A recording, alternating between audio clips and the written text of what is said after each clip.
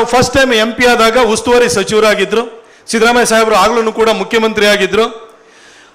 ಹೀಗೆ ಕಲಾಮಂದಿರದಲ್ಲಿ ಒಂದು ಕಾರ್ಯಕ್ರಮ ಇತ್ತು. ಆ ಕಾರ್ಯಕ್ರಮಕ್ಕೆ ಪ್ರಸಾದ್ ಸಾಹೇಬರು ಬಂದಾಗ ಮೋದಿಯವರ ಕಾರ್ಯಕ್ರಮ ಇತ್ತು. ಅದರೊಳಗಡೆ ಈ ಯಾರು ದಿವ್ಯಾಂಗರು ಯಾರಿದ್ದಾರೆ ಅವರಿಗೆಲ್ಲ ನಿಮಗೆ ಹಿಯರಿಂಗ್ ಏಡ್ ಕೊಡುವಂಥದ್ದು ಇರ್ಬೋದು, ಕ್ರಚಸ್ ಕೊಡುವಂಥದ್ದು ಇರ್ಬೋದು, ಟ್ರೈಸೈಕಲ್ ಕೊಡುವಂಥದ್ದು ಇರ್ಬೋದು, ಬಹಳ ದೊಡ್ಡ ಕಾರ್ಯಕ್ರಮವನ್ನು ನಾವು ಆಯೋಜನೆ ಮಾಡಿದ್ದು. ಅವತ್ತು ಬಂದಾಗ ಇದೊಂದು ಒಳ್ಳೆ ಕಾರ್ಯಕ್ರಮವನ್ನು ಮೋದಿಜಿ ಸರ್ಕಾರ ಮಾಡಿದೆ ಅಂತ ಹೇಳ್ಬಿಟ್ಟು ಕಾಂಗ್ರೆಸ್ನಲ್ಲಿ ಸಿದ್ದರಾಮಯ್ಯ ಸಾಹೇಬರ ಸರ್ಕಾರದಲ್ಲಿ ಕಂದಾಯ ಖಾತೆ ಮತ್ತು ಉಸ್ತುವಾರಿ ಸಚಿವರಾಗಿ ಪ್ರಧಾನಿಯನ್ನು ಹೊತ್ತು ವಿರೋಧ ಅವರಿಗೆ ಕಾಂಗ್ರೆಸ್ ಅವರಿಗೆ ವಿರೋಧಿ ಪಕ್ಷವಾಗಿದ್ದಂತಹ ಬಿಜೆಪಿಯ ಪ್ರಧಾನಿಯನ್ನ ಅವತ್ತು ಹೊಗಳುವಂತಹ ಒಂದು ಅವರ ಹತ್ರ ಆ ಒಂದು ಮುಕ್ತಖಂಡದಲ್ಲಿ ಶ್ಲಾಘನೆ ಮಾಡುವಂತಹ ಅವರಲ್ಲಿ ಆ ಉದಾರತೆ ಧಾರಾಳತನ ಶ್ರೀನಿವಾಸ್ ಪ್ರಸಾದ್ ಸಾಹೇಬರಲ್ಲಿತ್ತು. ನನಗೆ ಈ ಭಾಗದಲ್ಲಿ ಎಷ್ಟೋ ಜನ ನನ್ನ ಗ್ರಾಮ ಪಂಚಾಯತಿ ಸದಸ್ಯರಿಂದ ಎಲ್ಲರೂ ನನ್ನನ್ನು ಟೀಕೆ ಮಾಡಿದ್ದಾರೆ.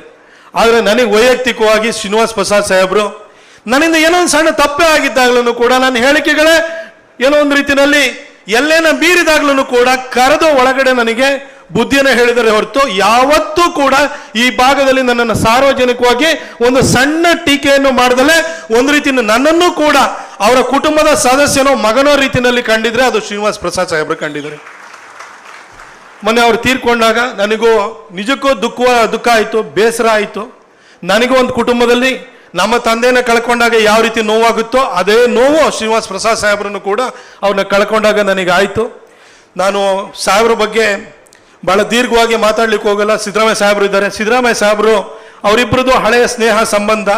ಆದರೆ ನಾನು ಸಿದ್ದರಾಮಯ್ಯ ಸಾಹೇಬ್ರ ಬಗ್ಗೆ ಒಂದು ಮೆಚ್ಚುಗೆಯನ್ನು ವ್ಯಕ್ತಪಡಿಸಬೇಕು. ಏನಂತಂದ್ರೆ ಅವರನ್ನ ಇತ್ತೀಚೆಗೆ ಅವರು ಬದುಕಿರುವಾಗ ಸಿದ್ದರಾಮಯ್ಯ ಸಾಹೇಬರು ಅವ್ರ ಮನೆಗೆ ಬಂದು ಹಳೆಯ ಏನೇ ಮನಸ್ತಾಪಗಳಿದ್ರು ಕೂಡ ಒಟ್ಟಿಗೆ ಅಲ್ಲಿ ಕೂತು ಸ್ವಲ್ಪ ಹೊತ್ತು ಅವ್ರ ಹತ್ರ ಕಾಲ ಕಳೆದ್ಬಿಟ್ಟು ಬಂದರು. ರಾಜಕಾರಣದಲ್ಲಿ ಸೈದ್ಧಾಂತಿಕವಾದ ವಿರೋಧಗಳಿರ್ಬೋದು, ಅಭಿಪ್ರಾಯ ಭೇದಗಳಿರ್ಬೋದು, ಆದರೆ ಇದೆಲ್ಲದಕ್ಕಿಂತ ಮೀರಿದಂತಹ ಪರಸ್ಪರ ಗೌರವ ಅನ್ನೋದು ಅಥವಾ ಪ್ರೀತಿ ವಿಶ್ವಾಸ ಅನ್ನೋದು ಮುಖ್ಯ ಅನ್ನೋದನ್ನ ಸಿದ್ದರಾಮಯ್ಯ ಸಾಹೇಬರನ್ನು ಕೂಡ ಒಂದು ಮೇಲ್ಪಂಕ್ತಿಯ ಮುಖಾಂತರವಾಗಿ ಅವರು ಹಾಕಿಕೊಟ್ಟಿದ್ದಾರೆ.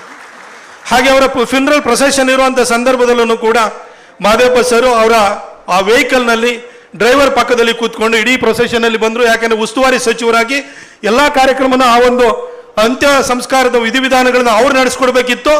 ಆದರೆ ಕೋಡ್ ಆಫ್ ಕಂಡಕ್ಟ್ ಇದ್ದಿದ್ರಿಂದಾಗಿ ಬರ್ಲಿಕ್ಕೆ ಆಗಲಿಲ್ಲ. ಆದರೂ ಕೂಡ ಅವ್ರ ಬಗ್ಗೆ ಇದ್ದಂಥ ಪ್ರೀತಿಯನ್ನ ಅವರು ಆ ವೆಹಿಕಲ್ನಲ್ಲಿ ಇಡೀ ಪ್ರೊಸೆಷನ್ ಉದ್ದಕ್ಕೂ ಬರುವ ಮುಖಾಂತರವಾಗಿ ಅವರು ಅದನ್ನು ವ್ಯಕ್ತನೂ ಕೂಡ ಮಾಡಿದ್ರು. ನಾನು ಕಡೆಯದಾಗಿ ಇಷ್ಟೇ ಹೇಳಲಿಕ್ಕೆ ಬಯಸುವಂಥದ್ದು, ರಾಜಕಾರಣದಲ್ಲಿ ಎಷ್ಟೋ ಈಗ ವೇದಿಕೆಯಲ್ಲಿ ಕೂತ್ಕೊಂಡಿರುವಂತಹ ಸಿದ್ದರಾಮಯ್ಯ ಸಾಹೇಬರು ಇರ್ಬೋದು, ಯಡಿಯೂರಪ್ಪ ಸಾಹೇಬರು ಇರ್ಬೋದು, HD ದೇವೇಗೌಡ ಸಾಹೇಬರು ಇರ್ಬೋದು, ಶ್ರೀನಿವಾಸ್ ಪ್ರಸಾದ್ ಸಾಹೇಬರು ಇರ್ಬೋದು, ಖರ್ಗೆಯವರು ಇರ್ಬೋದು, ನೀವೆಲ್ಲ ನೆಲದಿಂದ ಎದ್ದು ಬಂದಿದ್ದೀರಿ.